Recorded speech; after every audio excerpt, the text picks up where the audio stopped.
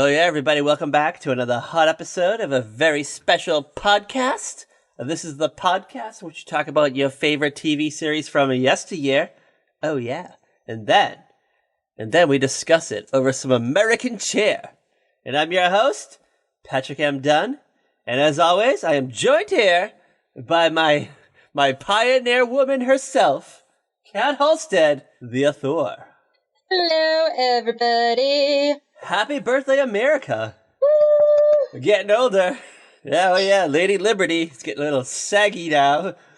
She's forgetting things. She's starting to forget things. Oh my god. Put her in a home. How old's America now? How old are we? Do we know? Oh, we are 243 years old. We're almost ready for the big 250. Let me just tell you that recently there was a question on a survey that I was doing for work, and it was like, what year did America declare its independence? Which is obviously 1776, right? So many people that I talked to were like, I don't know. I have a hot question for you. Yes. Are you doing surveys, or are you, asking people fucking trivia questions? Like, what? Yeah, I know. I was like, I remember I went through, the test of the survey, and I was like, wait, hold up. Is it legit asking? Are you just trying to gauge people's, general knowledge? Like, they try to find out what they're like. I guess so. I think it's it was breaking up the heaviness of the rest of the survey. It's like a, there's like 8 serious questions, and there's like a fun, loose, I don't know, brain buster. For these, sometimes it'll be hard-hitting political questions, and then it'll suddenly just jump to, who do you think's gonna win the Super Bowl? Or, if you could have any superpower, what would that be? And it's like, oh, what? We were just talking about, whether or not Trump should be, impeached, and now you're asking, what people want for a superpower? What is this survey about? You know what? You should throw out a fuck, marry, kill just for good measure, just to, see if people are really paying attention. Fuck, marry, kill. Donald Trump, Mike Pence, Joe Biden. Let's answer that question. It's been a while. We can't do that. We don't want the Secret Service on our tails again. At least on my tail. I don't know about your tail. Exactly. What are we doing today for the special bonus episode? Yeah, we're here. We're here twice this week. You got us twice in 1 week. How do you feel? How do you guys feel about that? I know. Feeling special? If you love it, tweet us at Very Podcast and let us know you want more. Yeah, or do our listener survey, where you can find where can you find our listener survey? I don't even fucking know anymore. Okay, it's Google Doc and it's linked places, but you keep forgetting to put the link in the show notes. No, I don't. I copy and paste that same thing every week, girl. So just go to saltyrockmedia.com. And that's why, because you left it out and you didn't add it in. I guarantee you, go to the last episode we released, and it's going to be right there. Do it right now. Go to saltyrockmedia.com and do it. Nope. Do it. I want to prove you wrong. Patrick. Oh, she's trying to be Miss Bossy Pants over there. Trying to be my boss. Oh, I'm sorry. Fucking, you know what? You can spank me later for that. You can spank me like the Angela Lansbury as Jessica Fletcher as the dominatrix. I'm never gonna get that image out of my mind, Patrick. Yes, that's just my first draft, but I'm sure by the time this episode comes out, the final draft will be out. It's gonna be, maybe we'll make that our first Patreon prize. You can get art. You can get Patrick Dunn art. I feel like that's the kind of thing you're gonna get a cease and desist letter from Angela Lansbury. You know what though? She might dig it. She looks kind of hot in that picture I drew though. Anyways, what are we doing today? What are we doing today for America's birthday? We are doing an episode of The Simpsons. Do you know what's funny? Do you know what's super funny? It's been it took us 4 years to do The Simpsons, and then we've done it twice in a year. That's crazy. We were trying to think of a beachy themed, but also kind of 4th of July themed episode.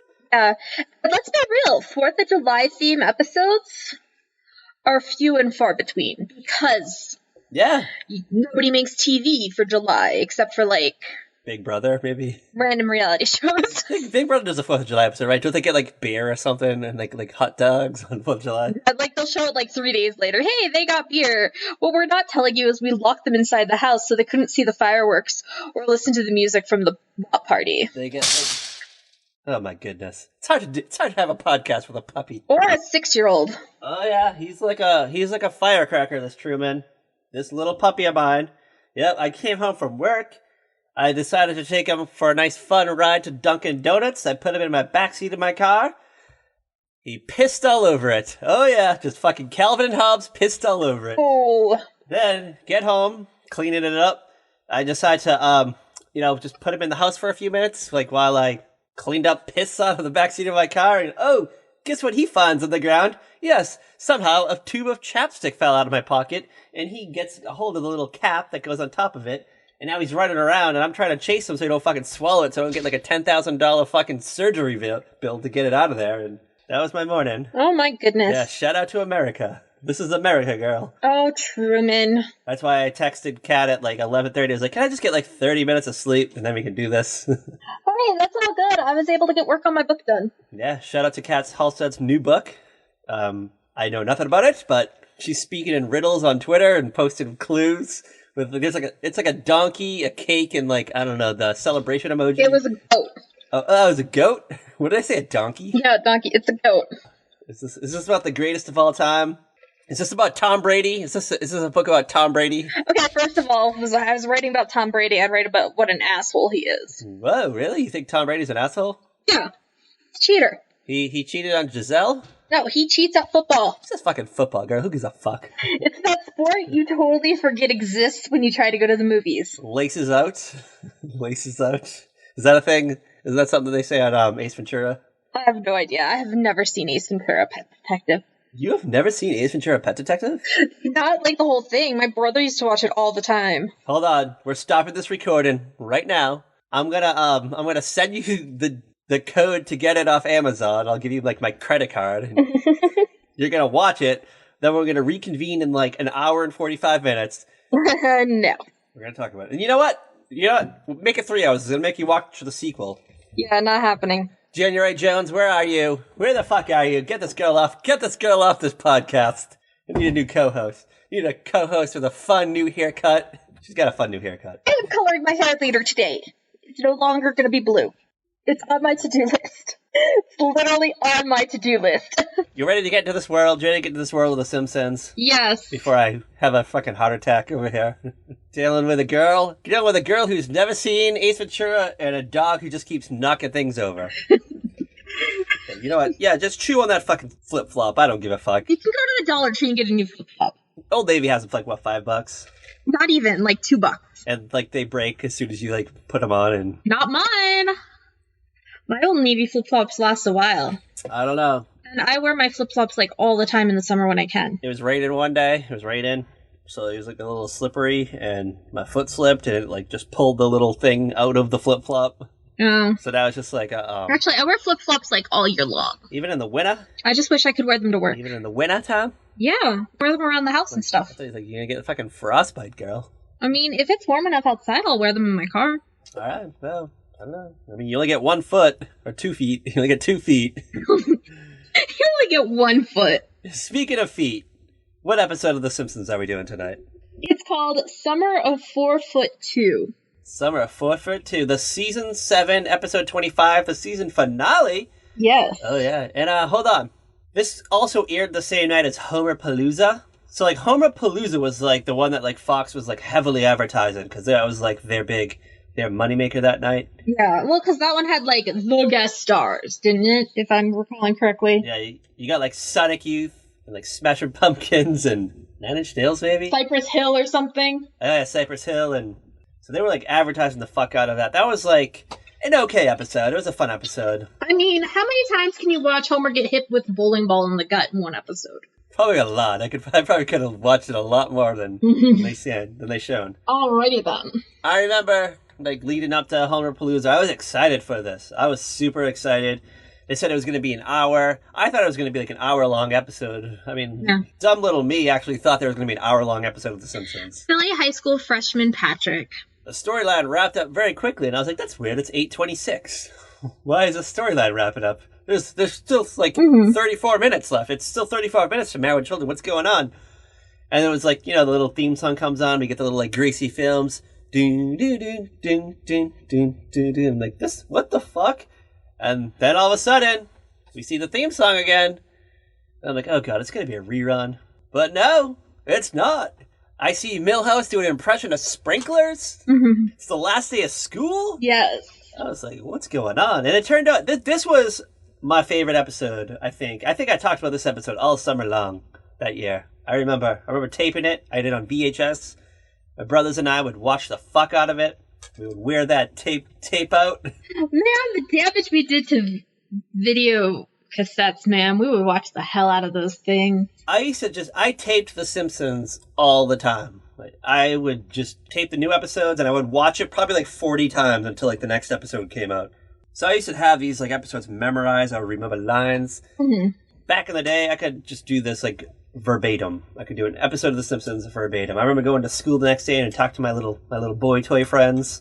Be like, hey, did you see when Homer wore that giant hat? Oh my gosh. You want to talk about this night of television? You ready to talk about this hot night of TV? Yes. And I will say it is a hot night. What was on this? It was a hot night. May 19th. Yep, May 19th, 1996. Where were you? Let's see. High school freshman. No, we were in 8th grade. No? Yeah. Are you sure? I am 100% positive because I remember being 8th grade. Oh, you're right. We are in 8th grade. Yeah, Kat, you've been really bad at this lately. The last couple episodes. I don't know. You keep aging us. My old age is getting to me, Patrick. Yeah, your old lady head. The 3 months different is just killing me. That's rounding the bases. Rounding the bases, you'd be 40 soon. Not as desirable anymore. Just remember, when I turn 40, you're not far behind. Well, I get a whole 2 months before I get there, though, and I'm gonna enjoy those whole 2 months. I'll tell you that. I'm sorry, I'm in a different decade than you, girl. I'm in a different decade. Hold on. Can we just start staying the same age? We'll just tell people we're 37. Are we at that point yet? Wait, what do you mean? You know how you always meet, you work with someone that's a little bit older and they just say they don't really say how old they are, they just say I'm in my mid-30s. Yeah. They've been in their mid-30s for 10 years. Let me just say, I've got coworkers who are younger than me who are like, "Oh yeah, I'm just in my mid-30s." I'm like, "Really? I'm 37." And then they all stare at me like, "No, you're not, bitch." I always like when I meet a new coworker. And then I'll make a reference to something. They're like, "You're too young for that." And I'm like, "Bitch, no, I'm not." So stay in your lane, girl. Stay in your lane. Let me tell you, it kills me that these coworkers of mine do not know what All in the Family is. They don't know what the Jeffersons are. They don't know who Fonzie is. They don't know who Aaliyah is. I'm like, I have to walk away. They don't know who TLC is. They think TLC is the fucking learning channel or whatever. It's where we watch Kate was on a date. I don't know. It's now getting to that point where it's who's Aaliyah? Who's fucking Kate Goslin? it's Who's Joe Millionaire? I'm like, I have to walk away from you right now. And they're like, why? I'm like, because you're killing my soul. And they're like, what do you mean? What's Glee? They're like, why would I know what this? I'm like, because it's a pop culture icon. Diana Ross? ? Yeah. All right. Speaking of aging ourselves, you want to talk about this? Let's talk about this hot night of television. Let's get on with it, girl. Okay, what was on this night? Oh my goodness! You want to start off with ABC, the old alphabet? Yeah, what's on ABC on a Sunday night in 1996? 7 o'clock. Any guesses? Come on, you know this. America's Funniest Home Video. Oh yeah, a whole full hour of America's Funniest Home Videos. We're still in the Bob Saget years. He's gearing up for his exit. Okay, you answered my question before I asked. Yeah, Bob Saget was on until 1997. Then he would slip back into the stand-up world, but occasionally would land himself a gig like Meet Wally Sparks in 1997, the comedy starring Rodney Dangerfield. When I was putting this together, I was like, what did Bob Saget do after he left America's Funniest Home Videos and Meet Wally Sparks? And I think he did some WB sitcom where he played a dad too. I don't know. I forget. I don't know. Those WB, CW sitcoms don't last very long for the most part. I mean, I'm pretty sure Joey Lawrence and Matthew Lawrence had one too. They had one every other week. Yeah. All right. You ready for ABC 8 o'clock, a night at the movies? You ready for a night at the movies? Yes. All right, tonight. What was our movie tonight? Oh my God. Tonight it was Tom Cruise in John Grisham's The Firm. Ooh, that's a good movie. I'm going to throw this out there. I think this is the only John Grisham movie I've never seen. Really? I think so. I don't know, because I was like, you know what? I forget what The Firm is. I know it has Tom Cruise in it, and he's running a lot. I feel like he's running a lot. I just remember that in the trailer. And I read the summary, and I was like, I don't fucking remember this. I'm like, I know The Client. I've seen The Pelican Brief. A Time to Kill. See, I think The Firm and The Client are the only two I've ever watched out of the John Grisham films. I don't know. Yeah. Maybe I've seen The Firm. Okay, can we just, for a hot second, talk about the fact that Justin Bieber sent out a tweet recently trying to get Tom Cruise to fight him in an octagon? In the octagon? Like, yeah. Okay, so you get Bieber, who is a member of the alleged Hillsong cult, trying to pick a fight with Tom Cruise, who is the most prominent member of Scientology, which we all know is a cult. I'm just like, so are you trying to, like, for dominance over the cult worlds, or what? Yeah, I was trying to, is there, like, a backstory to this? Like, do they have bad blood? Like, did they used to date or something? Like, what? Did they both date Taylor Swift at one time? Like, who knows? It's Bieber. Like, stuff just comes out of his mouth sometimes, probably because he's, like, high as a kite or something. I don't know. I don't understand. This is a guy who is married to one of, like, Baldwin girls, and still, like, always searching his ex-girlfriend on social media. Yeah. Like, posting screen caps showing the searches by accident. I never thought I'd say this, but I kind of miss, like, the young Justin Bieber with, like, that stupid haircut, and, like, he looked like a squirrel. Oh, God, I know. I want that Justin Bieber back. Can we just go back to that? We didn't appreciate what we had when we had him at that point. I really did not appreciate Biebs when he was, like, this adorable little goofy kid. Yeah, now it's like he's turned into, like a thug. He's got tattoos, taking selfies of him in his underwear, grabbing his dick. Yeah. I can't live in that world. I don't want to live in this world. It's just a weird rip in the Matrix. I never thought I'd say this, but Tom Cruise, can you just beat his ass? Yeah, seriously.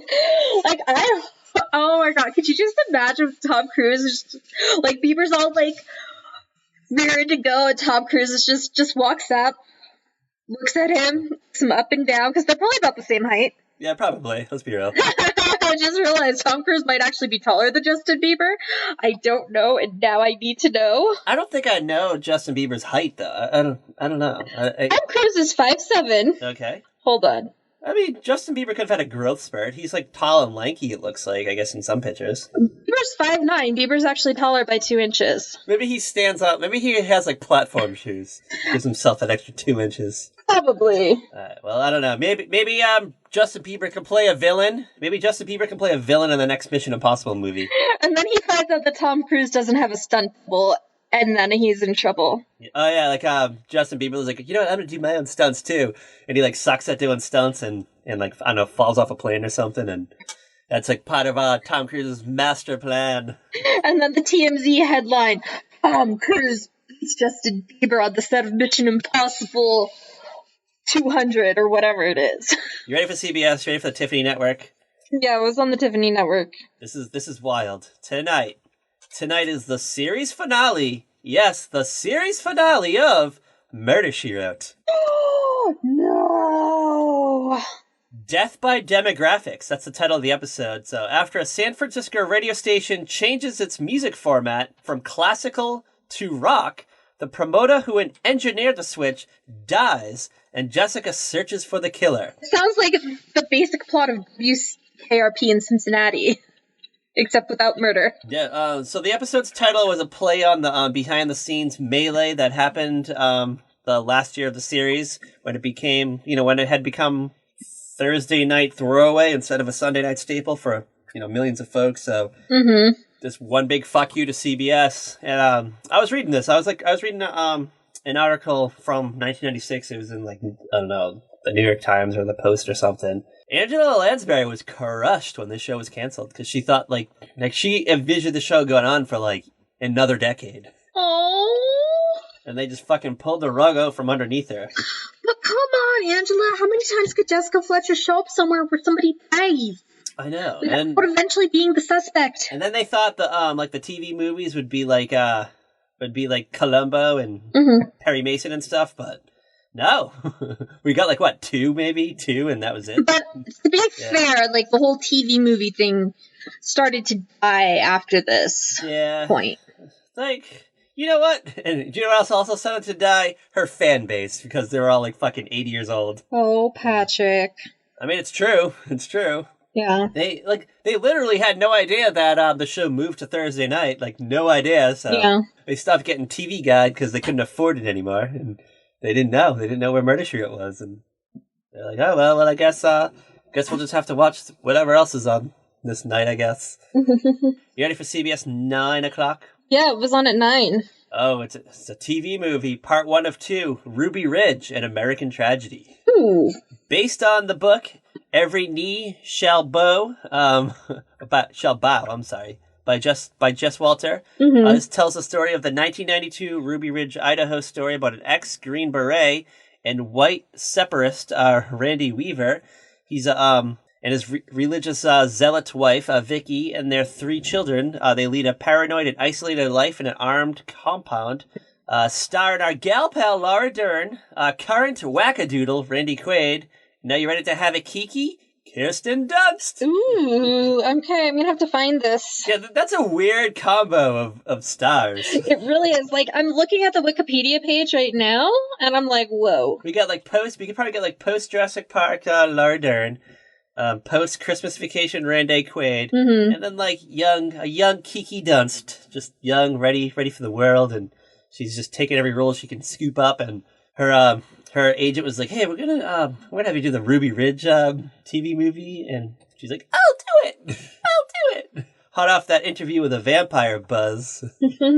All right, you ready for Fox? Yeah. All right, things kick off at 7 o'clock with the world's funniest outtakes. Oh yeah, we got a lot of that stuff on Fox back in the 90s. Maybe like When Animals Attack, the world's funniest outtakes, like funny bloopers, funny times when celebrities swear on TV. I don't know.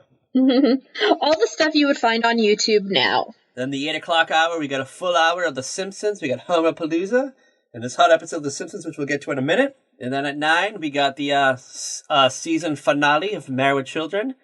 The final year that it was on Sundays. Okay. This is right before Fox killed it. This is wild. So, The Simpsons, this week, The Simpsons, Married with Children, and Melrose Place all tied for the highest rated Fox shows this week. Okay. It was a three-way tie. Second place was The X-Files, which will be moving over to Married with Children's spot the following fall, pushing MWC to that weird like Saturday night slot, which like essentially like it didn't work on Saturdays. Didn't they move it to like a Monday or Tuesday night? It was on like a random night.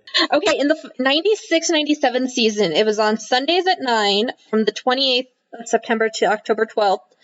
And it was at when Sunday. That's when X-Files came over. And then Sundays at 7:30 from November 10th to December 29th. Or no, there's Saturday. Sorry, I misread that. And then Monday at 9:30 from January 6th to 27th. And then Monday at 9 p.m. from February 24th to June 9th last year. So it moved around 1, 2, 3, 4 times that season alone. Yeah, they did. They did poor Al wrong. They did him dirty. We didn't even get like a real finale either. No, we didn't. They just pulled the plug. Yeah, it was kind of weird.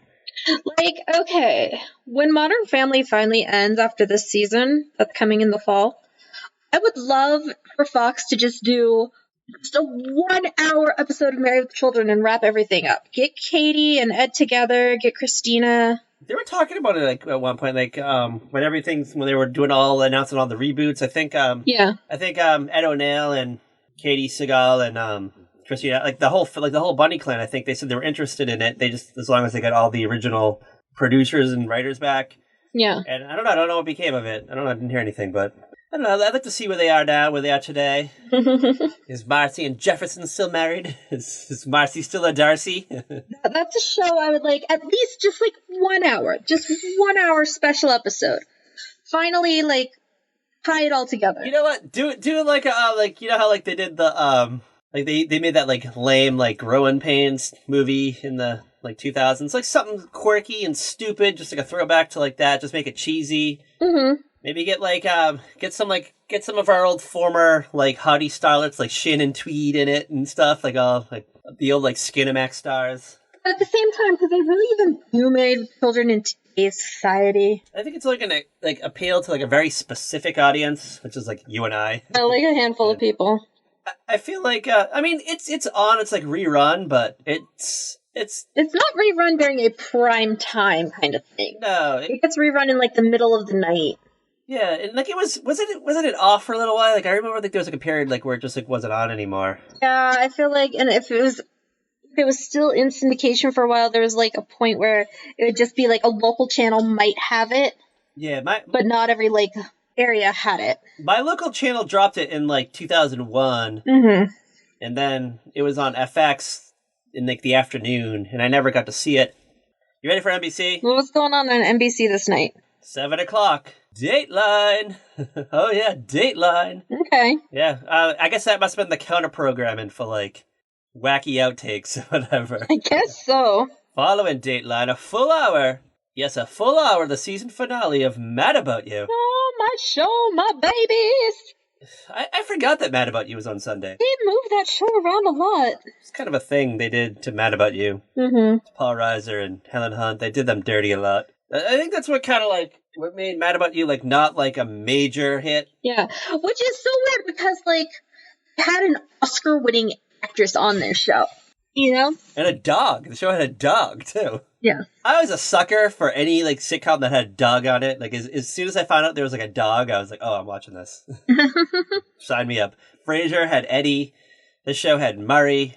Married Children had two dogs. They had Buck and Lucky. Yes, that's true. The Mask had the little like cute dog on the mask. You ready for NBC 9 o'clock? Yeah, but it was on at 9. A Sunday night movie, a TV movie, a friend's betrayal. All right, this is a long paragraph, so get ready. Buckle up. Okay, I'm buckled up.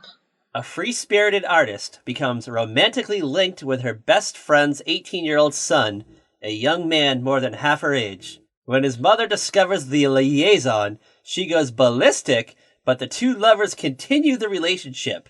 They move in together, but the arrangement falters when the older woman sadly realizes the two of them are not ready for the consequences of a long-term commitment. He returns to his family, and she moves back to New York. So I guess that's the whole movie. You ready for the stars? Yeah, tell me the stars. All right, I'm guessing she plays the free-spirited artist, Sharon Lawrence. Okay. And are you ready for the young stud who's playing the young buck? All right, get ready to swoon. Our boy toy, Brian Austin Green. I knew that's who you were going to say. Oh, yeah. Kat just got a lady boner. Patrick, I'm pretty sure I was watching this movie. I'm pretty sure I've seen this movie, too. I'm like... This was that year. It was like every week he either got a movie with Brian Austin Green, Tori Spellman, Tiffany Amber Thiessen, Shannon Doherty, or Melissa Joan Hart. I don't know, something like random that was... Yes, I 100% watched this movie. Like, you were describing it, and I'm like, just the description, I'm like, I'm 95% sure I watched this, and then I was like, and I'm thinking Brian Austin Green was, like, the male lead, the younger man, and then you said it, and I was like, oh my god. I like the one that had Brian Austin Green and Tiffany Amber Thiessen. Remember that one? Ooh, no, I don't. What's the one where like Tiffany Amber Thiessen has like amnesia? Oh, that is Sweet Dreams. Oh yeah, that was a good one. I was a sucker for those. You know what? Like after they're done, redoing BH 90210, they should just remake. They should just like redo like movies. Yeah. The 90210 stars, kind of like how they did Mother May I Sleep with Danger, but it's about vampires. You know, I never did end up watching that one. Oh my god, it's so bad, it's great. It's fucking amazing. Like, not only did they get Tori Spellman, but they got, like, the person who played her boyfriend in it, and, like, they're just two completely different characters. It's great. Oh my gosh, that's crazy. But it follows the same format, except it's about vampires. It's amazing. It was worth every penny. You know, if that was in the movie theater, I would have fucking gladly forked over $12 plus popcorn to see that. You ready? You ready to talk about the summer of 4'2"? Yes, let's dive into this crazy Simpsons world. All right, so background corner. The staff of the show, they were dying to do a summer episode. They had Camp Krusty. That was their like notable episode, and it's been a while since we've done a summer episode because we had so much fun doing Camp Krusty. Mm-hmm. We want to repeat that, but we want like the whole family involved. We want everyone in it. David Silverman, one of the show's animators, he liked the episode because it captured a lot about what it was like to be on summer vacation. He felt reminded him of his childhood. I guess a lot of the people that were involved in the show, they used to go to Cape Cod. They would spend their summers in the Cape Cod, so they kind of modeled the Flanders family beach house after that. Mm-hmm. I guess they would look at pictures of Cape Cod and like photographs, and they kind of like a lot of the backgrounds and a lot of like the buildings and cottages. Just on that area, yeah. Yep. And we also get actress Christina Ricci does a guest star in this. She plays Erin, Lisa's best friend, Lisa's new BFF. And hold on, I bet she recorded all her lines via phone. Yep. She was so she was unavailable due to a scheduling conflict. Mm-hmm. So so she's hot off Casper, she's hot off Now and Then. And maybe that, like, Gold Rush, what was it, like, Gold Diggers or something? Oh, I don't know. Whatever movie she did with, who was it, Anna Klumsky? Yep, Anna Klumsky. Mm-hmm. I'm trying to think. Was it Yuli's Gold? There's something about gold. Like, they're in the mountains, I think, looking for gold. I don't think it was Yuli's Gold. Could be, though. I never saw it. I've never seen it. I just remember seeing, like, previews for it. I'm like, this looks boring. Yeah. Because, like, I loved Anna Klumsky. I loved Christina Ricci. And then I was, like, excited they were going to be in a movie together. And I was like, they could have picked something more exciting. Yeah, that was not that. That was something else. Yeah. Maybe she was filming that, what's that movie she did with Lisa Kudrow? The movie was called The Gold Diggers. That was in 1995, though. Yeah, but it wasn't about young girls, like, after, like, an old man. It was, like, actually about, like, gold diggers. They were, like, digging for gold. Like, actual gold. So this episode is great. It opens up. We find out, like, through exposition that it's the last day of school. Like, they're in class. Bart's all, like, antsy. Milhouse is all antsy. Miss Krabappel is, like, bored, as per usual. Milhouse is, like, talking about, like, hey, Bart, what's your favorite kind of sprinkler? And he's, like, going... Or... Yeah, I love that you did it, but you can see it except for me. But he's, like, making the motions to represent the different types of sprinklers. Like the wave kind, or the circular... My younger brother and I used to, like, do this scene over and over again, like, all day long. We would just act out different kind of sprinklers, and we would, like, throw in new ones. They're talking about sprinklers. The clock's ticking. The bell rings. Milhouse just gets up, runs out of the room, and he's like, up yours, Krabappel! And no one else gets up. No one else gets up. And Miss Krabappel's like, well, I'm glad no one else got up because, you know, it's only 9 a.m. Yeah. Like, school's just starting. Like, I'm glad the rest of you remembered that summer vacation begins at the end of the school day. And Officer Lou comes back in. He has Milhouse, and Miss Krabappel's like, wow, that was quick. Like, that was pretty quick. And he's like, yeah, well, we had someone on the inside. And they all look at Martin Prince all like... And Martin's all, like, cowering. He's like, what's this? He's sweating. Then we cut over to Lisa. She's the editor-in-chief of the school yearbook. I love they have, like, a yearbook in, like, elementary school, by the way. And it's, like, an official yearbook. Okay, so one of the elementary schools I went to, we had a yearbook. It was... like this photocopied, like, of all the class pictures and stuff. Yeah, that was like my junior high yearbook. Like, it was just a photocopy, like, Xerox type thing put together in black and white that we'd get for, like, I don't know, maybe $2 or something. It had, like, you just had to, like, submit your own, like, school photo. Like, you didn't have to do that, like, for us, because they'd have all the photos on file or whatever, but... Yeah, photo file. They keep them for, tracking purposes. Like, the school had, like, copies or whatever. So, the school secretary would, like, format it or something and print them out. And we'd get them, like, the last day of school. So, we had school yearbooks for, like, grade school. It was weird, but it was kind of cool. I didn't have one for elementary school, but I had one for junior high. And it was made out of that, like that weird thin cardboard material, like the notepad. You know those little, like, note cards are made out of, like, whatever that's called. Yeah. It was super cheap. It was black and white photos. They were photocopied. You couldn't, like, see anyone's face. Oh, see, our, like, middle school yearbooks were, like, real yearbook. Like, hardbound, glossy pages, all that stuff. Not mine. Anyway, Springfield Elementary, they got the money to throw around to pay for that stuff. So they sprung too, because they got the the yearbooks that were made with some like weird like chemical that smelled like benzene. And Beezy sniffing it. Yeah, she's like, benzene. Yeah, like they got some like super fancy. Can we just know that Lisa has found girls nerdier than her at this school? I just wanted to point this out. Like, she's talking about how she has like no friends, but she's hanging out with like Beezy, that other weird girl with like the buck teeth. Yeah. This girl with like a lot of freckles. And I'm like, how are you bitching about like you have no friends? You're hanging out with those chicks. Maybe they're in a different grade, so it's not cool to hang out with them. I don't know. Anyway, now like the yearbook committee, they're now like, she's like behind a little like picnic table thing, and she's like, all right, everybody, attention, everybody. At the first day of school, I gave you like little color coded tickets. I'm sure you all brought them today, and they're like, no, just give us our yearbooks. And Nelson just fucking like just grabs the yearbooks and starts like throwing them out to people. And Lisa's upset, and she's like, no. So then, yeah, Lisa's like, well, I guess I'm just gonna go around and get everyone to sign my yearbook, and no one signs it. No one wants to sign it. They don't care about her. They don't care about Lisa, and she's upset. Bart has like a booth, and like people are all in line. Yeah, Bart set up like a card table, and everybody's just lining up for him to sign their yearbook, including the principal, Seymour Skinner. And he's like lying and pretending it's for his daughter. Bart's like, "Sweet, you have a daughter, man." He's like, I lied, it's for me. So Lisa's upset. She finds out she's not popular. No one likes her, and she just kind of like puts her head down, and like Charlie Brown. Wait, did she think she was popular before this? I mean, the nerdy girls were like, as soon as I see these fonts and these layouts, you're going to be the most popular girl at school, Lisa. Yeah. And I was like, what? What world are you kids living in? I think Lisa kind of lives in a bubble. Let's be real. Like, Lisa, she kind of lives in her own world. She's a vegetarian. I'm going to throw this out there. I never really liked Lisa.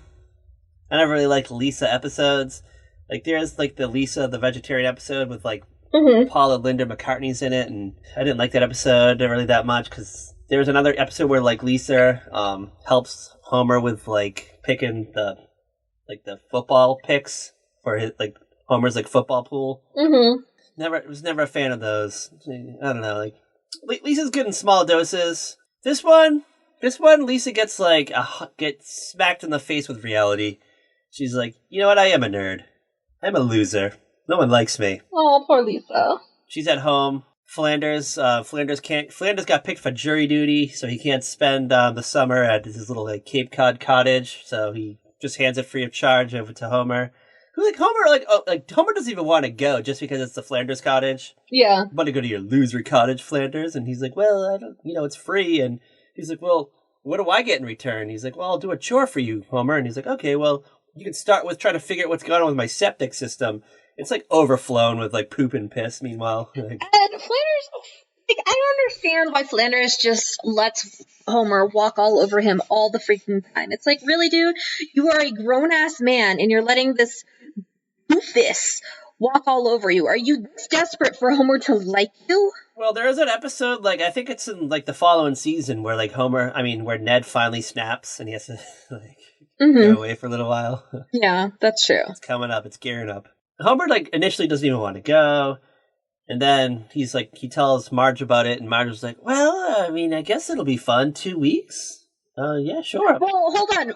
First, Marge is like, are you sure the Flanderses won't be there? Because even Marge doesn't want to hang out with them. Marge is really weird in this episode, too. I just want to throw that out there. Yeah. I think we're starting to enter that point now where they really go full-blown, like, jerk Homer in this episode, and then we're starting to get, like, out there Marge. Like, Marge was always kind of like the anchor of the family for a little bit. She was grounded. Yeah. But now that anchor is starting to, like, float away a little bit, because we get a lot of strange Marge moments here.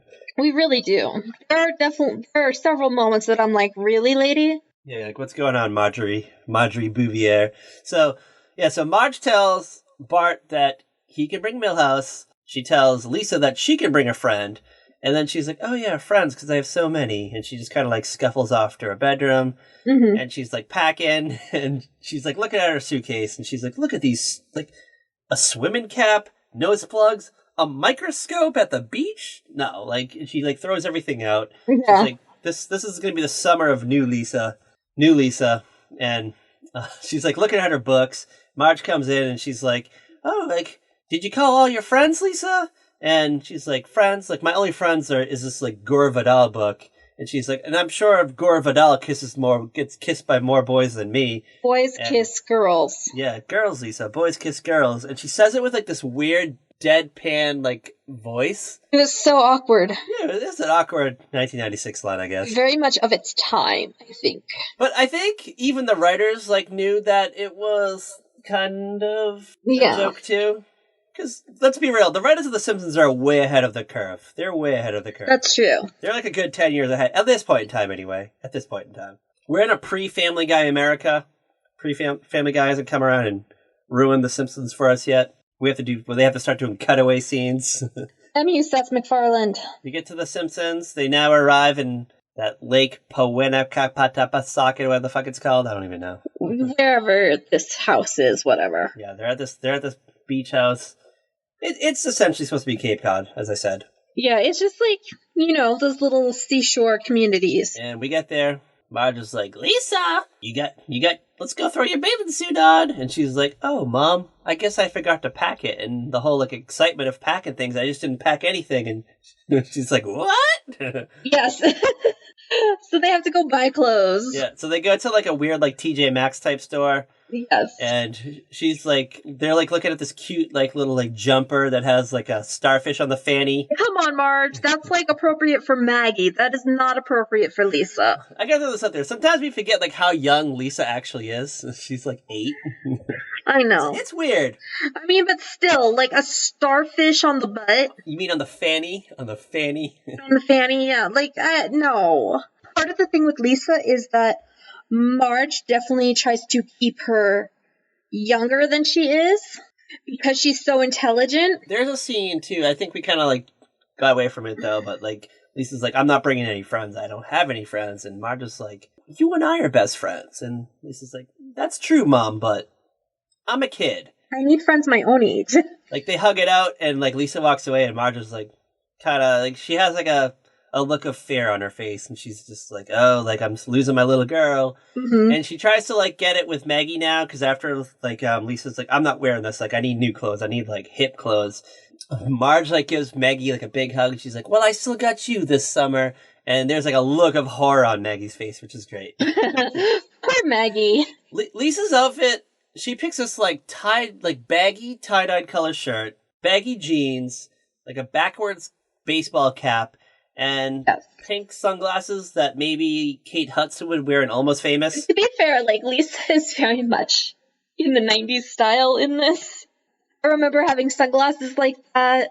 I remember our jeans were always baggy. All our clothes were baggy in the 90s. Like, what was that about? I watch, like, old episodes of, like, My So-Called Life. I look at old pictures, and I'm just like, oh, we're fucking terrible people. We're fucking awful people. Yes, like, why did we think these looks were okay? But I was trying to think, I think at, like, this point in time, was this still in, or were we, like, on, like, the down swoop of this fashion? I feel like we're on the down swoop. I think there are parts from what Lisa was wearing that were falling out of style, but there were things that were coming into style. Because I feel like she's, like, right in the middle of that, because I feel like things got a little more tighter in the later 90s, but we are in 1996. They animate the show usually like a year in advance, so they would probably like really like model this after like 94, 95 fashion. Mm-hmm. 96, 97, I felt like we started moving towards a more like preppier, like Gap, American Eagle style, like we're starting to like swing into that era. We like weren't quite there yet. We were on the way there though. Oh, I don't know. Hold on. Whenever like Dawson's Creek came out, that was like when things really became like J. Crew-ish. Okay, so Clueless came out in 1995. So we're right before that. We're right before the whole preppy thing. We're getting we're not at preppy time yet. We're still in that kind of grungy. I feel like whenever the WB show, like the WB teen shows, started to pop, that's when like that fashion came in. That would be 1997 or 1998. Yeah, we got like, because Buffy was like the end of 97, which was like a whole year like later than this, and then Dawson's Creek and Roswell and... Yeah, 1998 is probably when the preppy look really kind of... When Eddie Bauer and J. Crew really started to take over was like 97, 98. Yeah, our jeans got a little tighter. our shirts got a little dorkier. Our hairstyles changed. We didn't have that little bowl cut anymore. We now had like... Some of us stopped putting Kool-Aid in our hair. I never put Kool-Aid in my hair. Never. I was a manic, panic, pixie dream girl. That was me. I mean, I still have blue hair right now. Anyway, so Lisa has this new look. She's like trying to find... She's like, you know what, Mom? Sorry, girl, but I'm going to go find myself some kids to hang out with. And she's like walking around town. She doesn't know where they hang out. She's like, I don't know where all the kids are. She's like, where are the kids? So she like is about to give up. She's on the boardwalk, and she looks below, and she hears these kids talking in incoherent sentences. And she's like, I hear incoherent voices. That has to be kids. And she runs underneath, and she sees these cool people. And she's like practicing her line. She's like looking in the mirror, and she's like, whatever. No, that sounds stupid. Whatever. Okay, that sounded dumb. So she's like, I'm just gonna go run in and just like interrupt. She's like, hey kids, and like a seagull like flies in her face, and she's like, oh my goodness. It's ridiculous. These birds. She's like, I'm not ruler of the birds yet. Yeah, and she kind of creates this whole new persona. She tries to like act like she's cool, and she impresses these kids. So it's Aaron, who's played by Christina Ricci, and there's like four other dudes. There's like, I thought it was like 3. Because there's 4 of those kids total. They don't really get names. They're like nameless characters. To be fair, the boys definitely blend together because they're all kind of the same. Yeah. Just know one's mom makes them celebrate Bastille Day because she's French. Because he didn't know what 4th of July was. So they're like into skateboarding and stuff, and Lisa just like, she just has to pretend she knows what she's doing. And we get this fun scene where Milhouse is like, hey Bart, come here, look. Lisa's hanging out with cool kids. And Bart's like, oh my god.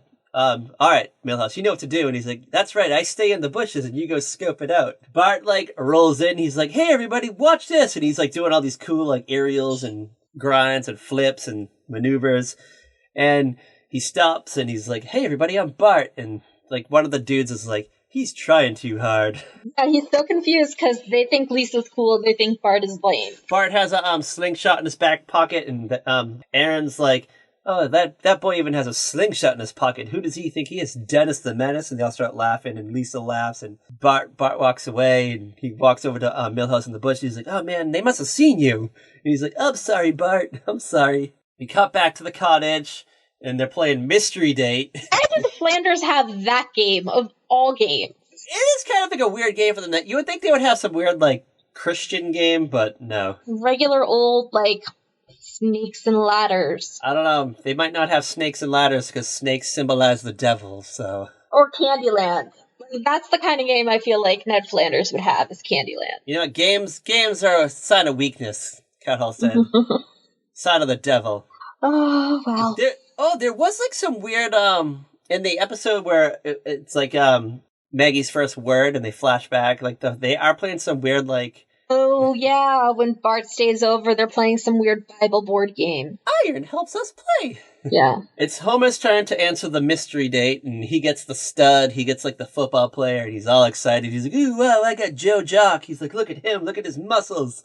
He's like, ooh. Yeah. And it was Lisa's turn. Lisa opens up the door. She gets the dweeb, and it looks just like Milhouse. And Homer's like, "Oh my god, it looks just like you, Milhouse. Look at that. Oh my god, Poindexter!" And it's fucking great. Oh, so great. Which is hilarious if you think about it, because like in all the like future forward episodes, Lisa is with Milhouse. Yeah, like they're the future couple. Yeah, we get a lot of Milhouse jokes in this episode because. There's a part, like a few scenes later where, like, Bart's still jealous of Lisa. Mm-hmm. And he's like, oh, man, I'm so jealous that Lisa has friends. And, like, the camera would, like, pan over you to see, like, Milhouse just sitting there. Poor Milhouse. Like, why does... Never appreciated for who he is. It's now the 4th of July. Homer decides to go to, like, the local Quickie Mart to get some fireworks. So he's outside. He's like, I bet this place sells illegal fireworks. He's like, oh, just go in and act all natural, act all casual like you buy them all the time. And he's like, hi, may I have one of your porno magazines, a large box of condoms, a bottle of Old Hopper, a couple of panty shields, some illegal fireworks, and one of those disposable enemas. No, make it 2. And the fake Apu's like, "Oh no, we don't sell fireworks." And the only other customer walks out, and he's like, "Follow me to the back." Yeah. And he sells the M320, where you can celebrate the independence of your nation by blowing up a small part of it at a time. So they're back to the cottage, and that's when Marge is like, didn't you get any meat? Yeah, apparently he totally didn't think about, like, what they were actually going to eat today. He was more concerned about the fireworks. And Marge is like, I don't know what you have planned for today, but I'm not okay with it. It's great. Yeah, and she's like, you didn't get any meat. And he's like, oh, I'm sure the baby will kill something. Like, oh my god, dude. Homer wants to light off the firework, and he asks Bart if he has, like, a lighter or matches, and he's like, no, I don't have any matches. Why would I have matches? So he's like, So he decides he's going to light it with a stove. Ignites a stove. He holds the wick over it. The wick falls out, and it's just like a short thing, and he's like, no, it's lit, and he doesn't know what he's going to do. So he just throws it in the dishwasher. The dishwasher explodes. Yeah. All this like sludge starts like pouring out of the sink. And there's like a fun scene. It's like the next scene. They show Marge just in the background just like mopping, and you see a bunch of broken dishes like in the actual sink, like because she's like hand washing them, even though they're broken for some reason. I don't get it. I'm just trying to collect them all in one place so she can get everything cleaned up. So now cutting over to Lisa's side of the story. So Lisa, she's super friends with all these people now, but she's now starting to show them like her side of things. Like she takes them to the beach, and she starts showing them about like hermit crabs, and she's like, oh, like, hermit crabs are amazing creatures because, once they outgrow their shell, they'll find like a bigger shell. And they're like, wow, Lisa, you're so smart. Like, how do you know this? And she's like, oh, I saw it on TV. They're like bouncing around on like, they're doing that thing where they like have like, what is it, like a little like tarp, and you like throw people up in the air kind of thing, and they're doing it with Lisa. Yeah, I know what you're talking about. I don't know what it's called, but yeah. Yeah, so they're doing that with Lisa, and she's like flying up in the air. She sees Bart coming down with the yearbook because Bart's super jealous. Yeah, and he's like, he's got to let them know she's a total nerd. Yeah, and they're like, hey, everybody, look at this. Teacher's pet, overachiever, editor-in-chief of the yearbook. Grammar bee, or the grammar rodeo or something. Yeah, before, like, the kids even have a chance to react, like, Lisa freaks out and, like, runs out of there and panics. Yeah.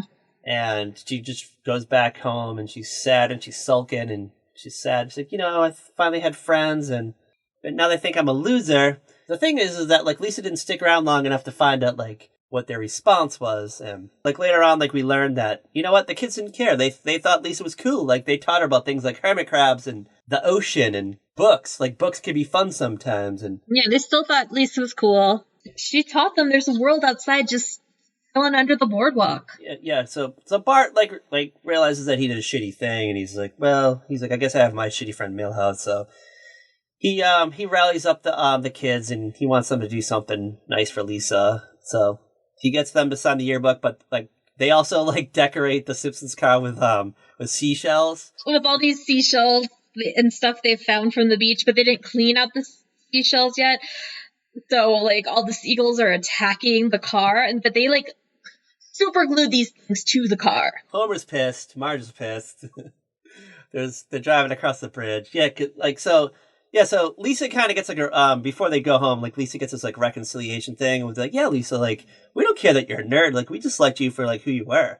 Yeah, like you taught us a lot of things, and we're changing now. Like we're gonna be BFFs forever. They're in the car, and Bart hands her the yearbook, and they all signed it. They all like, thanks for like showing us the way. Yeah, something, whatever. We will never hear from these kids again. Lisa will never speak to them again. And then the corner of the yearbook just says, see you in the car. Love, Milhouse. He's such a nerd. Oh, it was a great episode. It was a fun episode. Fun little moment. I think we learned a lot. It taught us a lot about popularity. Popularity isn't everything. Just be yourself. Yeah, it really isn't. Be yourself is the end all be all. You don't have to be someone else. You don't have to change your appearance to be cool in front of people. Mm-hmm. I thought it came out like at a good time in our lives. Yeah. It meant a lot to me. I remember like really enjoying this, and it's one that stayed with me over the years. Like it's one you remember and you think about every so often. It's not one that just kind of falls to the wayside in your memory. Yeah, because I mean, The Simpsons is kind of the show, like, you can get, like, a wacky episode 1 week where the Simpsons move to another town and they have, like, a James Bond villain as Homer's new boss. Mm-hmm. Or you get an episode that's like this, where Lisa learns a lot about life. And, you know, there's lessons. I mean, like, all the Simpsons episodes, especially the older ones, have a lesson. But in a way, season 7, I think, was, like, the last, like, real great season. Season 8, I was like looking at the episodes, and we're like, that's like the year that they're still good, but we're starting to get like a decline in eps. Mm-hmm. Starting to lose me. Yeah.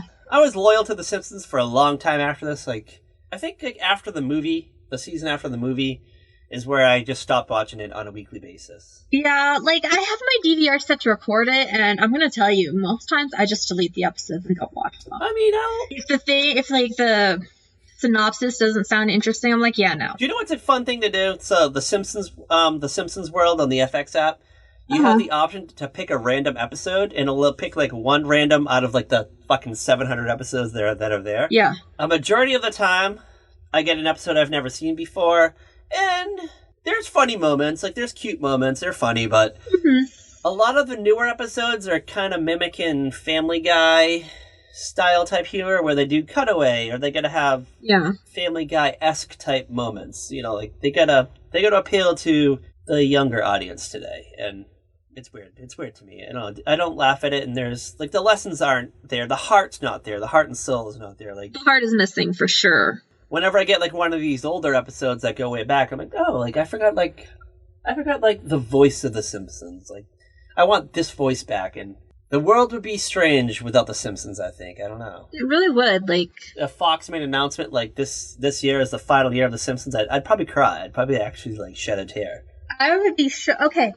In a way, it would be like when the soaps got canceled, because it's something you're so familiar with. It's always there. Yeah, like As the World Turns. Like, you never watched it, but it was there. Getting light, you're like, wait, won't be another chance to see Reva and her clone. Yeah, like Reva's clone. She's not going to come back wildly one day and take over Springfield. Speaking of Springfield. Yeah, it was Springfield. It's cute. It was a cute little episode. I thought it was enjoyable. It was a gift to our fans out there. Gift to y'all. I hope you enjoyed it. I hope you loved it. And yes. Appreciate us for what we do for you. We go out of our way. I stay up for 24 hours to do this for you. I wake up early to do this. I drag Cat Halstead's ass out of bed to do this. And I fucking DM her all morning long. Are you up yet? Are you up yet? Come on, wake up, girl, wake up. Chug my coffee to make it through. Yeah, she puts up with this right here for an hour and a half every week.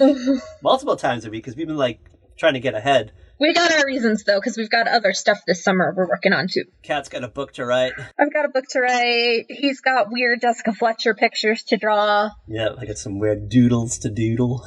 Mm-hmm. I'm excited about the next episode. I'm super excited about this one. I'm super excited. I'm so excited. Alright, Beach Month continues. When we said we were going to do Beach Month, this was like the first thing we said. We're like, we're doing this. This is like...